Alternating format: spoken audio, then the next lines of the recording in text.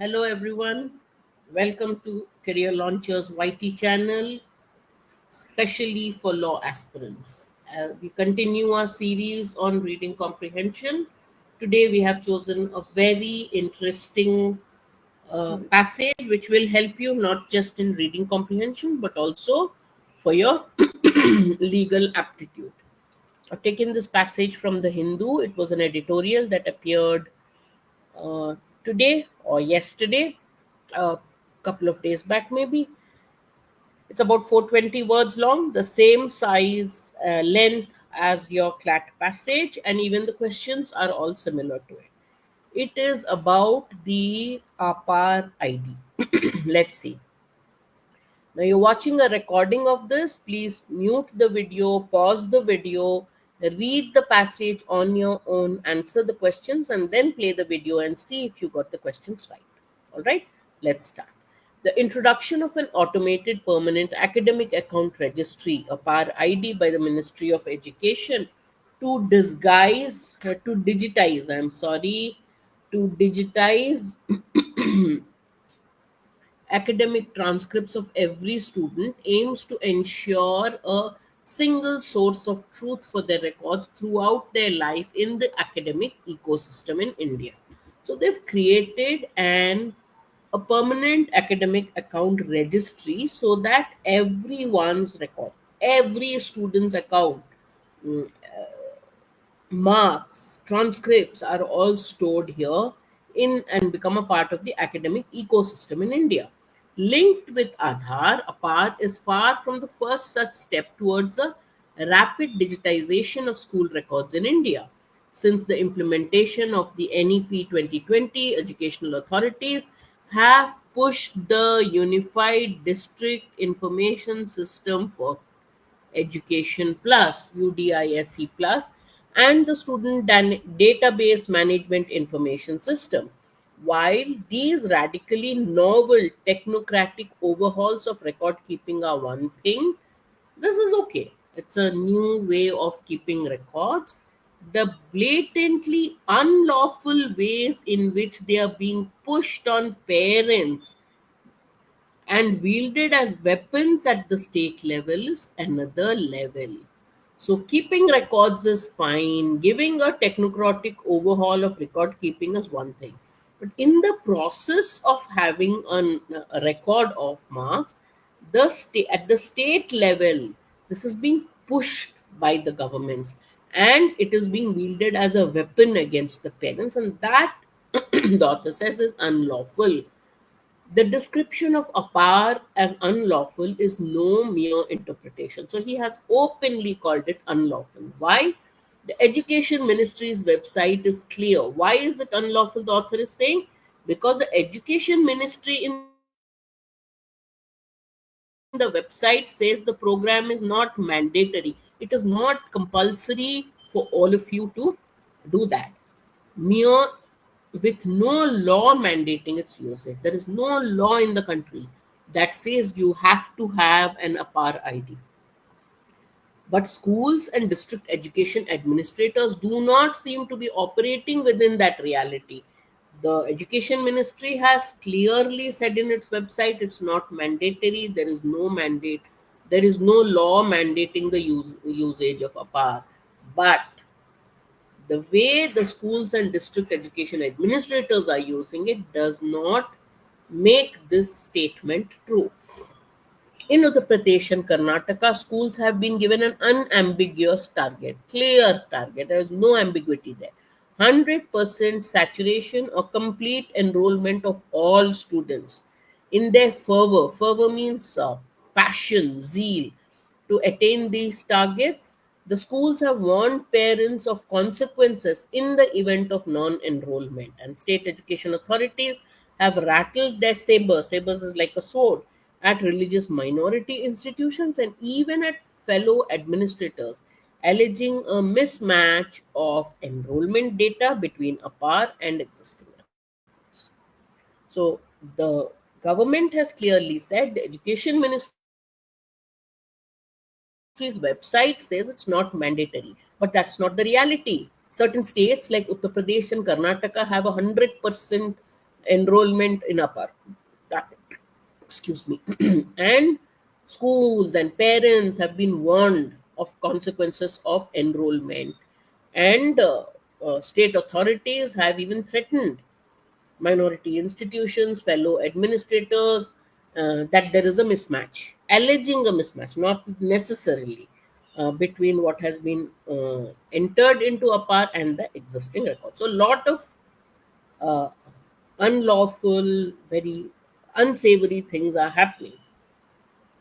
In the initial days of what has now been rechristened as the digital public infrastructure, the government has similarly been all too keen to propagate Aadhaar and services such as Digi Yatra to an unsuspecting public, achieving such broad coverage that a formal mandate later becomes a fait accompli.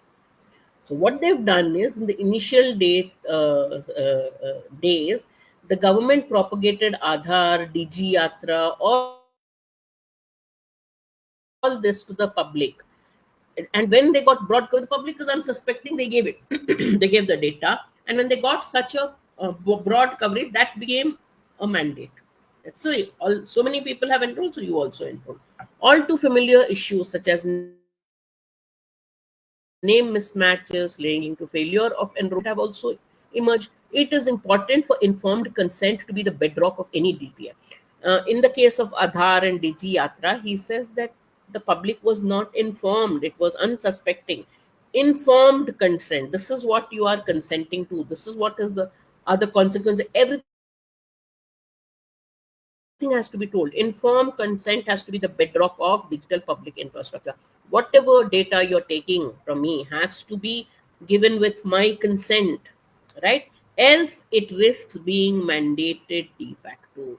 If informed consent is not there,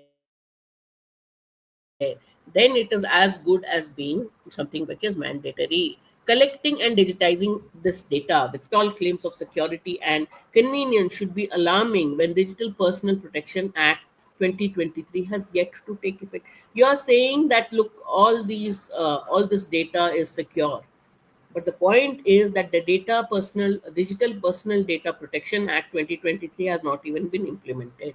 More importantly, the Supreme Court of India has ruled in its right to privacy judgment, Aadhaar cannot be mandated for basic education. So the author's final word, apar, is an ill-disguised proxy that steers clear of the text but not the spirit of that judgment. So apar is just a proxy. It is just ensuring that Supreme Court's ruling is not uh, flouted. At the same time, the spirit of that ruling has been flouted. That judgment has not been flouted because the Education Ministry in its website has said it's not mandatory. So then they'll tell the Supreme Court, we've said it's not mandatory.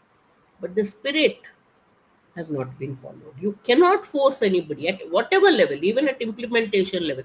You can't just have it on your website saying it's not mandatory, but the people at the lower levels, at the school and the state level, cannot make it mandatory. If the government wishes to undertake the goal of improving the reliability and accessibility of education records, which is the purpose of APAR, it should back its administration of that effort with legislation. There should be a law, then it should do it. Clear? This is the passage. Let's read the questions. What is the central message of the author? What is the author's message in this passage? The APAR initiative's objectives to digitize students' records are fraught with dangers and security risks. The objective itself is not, but yes, this is not the main message though. He says that there are security risks, but this is an extreme thing of his message. He's not saying that digitizing by itself is wrong.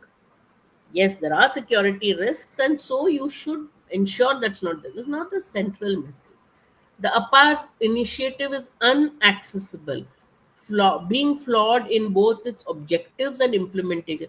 The author hasn't questioned the objectives of it. Objective is fine to have a proper record, but implementation he has a problem with. So this is an extreme statement. The power should not be passed on students and parents without consent. This is also one of the points, not the main point. The power ID should not be imposed without a law in place. That is true. Therefore, because already Supreme Court has passed a judgment. Therefore, the correct answer is D. It's okay if you want to digitize your records, but do it properly. Do it with the backing. The last line of the passage says exactly this. Therefore, the correct answer is option D. Which of the conclusions follow from the passage? APAR being implemented in ways that align with its non-mandatory status? No. The Education Ministry's website says it's non-mandatory. Implementation is not aligning with that. It misaligns because they are being forced. People are being forced to enroll. Authorities are coercing parents and institutions into complying with APAR despite the absence of a legal mandate. That is true. Authorities at the state level, the schools, are coercing parents and institutions. Mandating a PAR is in line with the Supreme Court's judgment. No, Supreme Court's judgment says Aadhaar, right to privacy, you cannot mandate Aadhaar as part of your basic education information. India has effective data protection. Author says no, 2023 Data Protection Act has not yet been implemented. Therefore, only B is the correct one, can be concluded from the passage. What is the assumption implicit in the author's argument?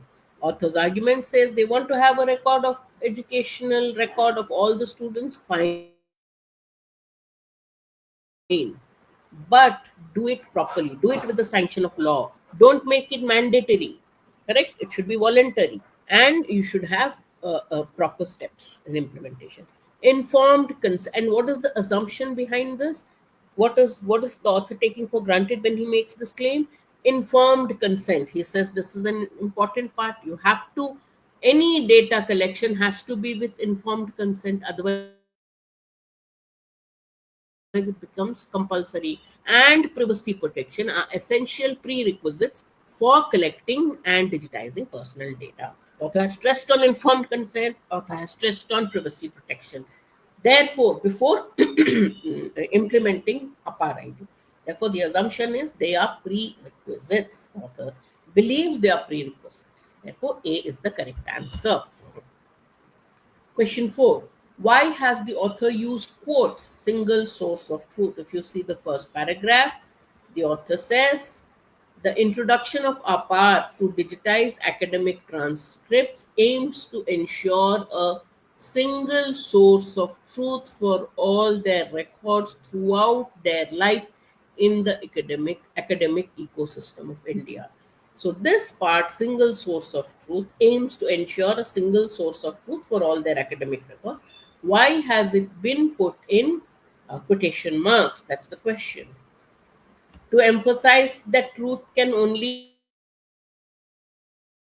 have one source. Now, if you read the rest of the passage, what did the author say? The author said however, the ministry says this is not mandatory. But the way the state is implementing it makes it mandatory. Digitizing academic records is fine, but do it properly, do it with legal sanction, do it with legislation to back you up, do it with inform the public. Informed consent has to be there, protection has to be there, then you can do it, right? So why did he use the single true source of truth in quotes? Not to emphasize that truth can have only one source, right? To highlight support of the official terminology, the passage, the author is not in favor of APAR the way it has been implemented now. So B is not correct. To indicate skepticism, his doubts, he's questioning whether this is correct. Therefore, to indicate skepticism of the official terminology used by the government to describe APAR. Is this really necessary? If it is necessary, is it being done the wrong way? Is asking a lot of questions. Therefore, use the word single source of truth in quotes to show that he doesn't agree with that. to show his doubts, to show his skepticism of that term. Question 5. But schools and district education administrators do not seem to be operating within that reality. What reality is the author referring to? Let's go back to the passage. Yes, here. The description of apar in as unlawful is no mere interpretation. The Education Ministry's website is clear that the program is not mandatory. The author is calling it unlawful. Why? Because the Education Ministry's website says the program is not mandatory. There is no law mandating its usage. But schools and education administration do not seem to be operating within that reality. The reality is that APAR is not mandatory. That's the reality according to the website. Okay. So, what is the reality? We look at the option which matches this best. The reality the author is referring to is the official position stated in the Educational Ministry's website that it is not mandatory, not mandatory. There is no law mandating it. Therefore, that is the reality. But the way school and state authorities are working is not reflecting that reality. Okay, therefore, option A is the correct answer. Expression fait accompli used in the passage means he said when a large number of people unsuspectingly gave consent to digiyatra, Aadhaar verification, whatever, then the large number of people, the majority using it, became a fait accompli for mandating it, right? So what does the expression fait accompli mean? A decision that is made after consulting all stakeholders, but the stakeholders were not consulted. A situation that is still under discussion and open to change, no. A plan that has been proposed but not yet an action that has already been completed and cannot be leaving others with no choice. So a lot of people have already taken Digi Yatra, Aadhaar, digitization, whatever. So the others say since most are doing it, you have no chance but to accept it. So that is how the word has been used in the passive. Therefore, D is the correct answer, an action that has already been completed. It cannot be undone. The fact that many people have given lot of information and data for Digi Yatra, Aadhaar, whatever. And so others, no choice. Since the majority has already done it, we have no choice but to accept it. Right? So D is the correct answer. I hope you got all your questions right. If you have a question, leave it in the chat box. We will see it and answer it. If you have any inquiry about our courses, long term, short term, do call 8130038836. Our counselors will talk to you and help you. Until I see you next time, thank you for attending the session. Do like the session if you've liked it, share it with your friends, subscribe to our channel so that you can get regular updates of our sessions. Until next time, bye bye.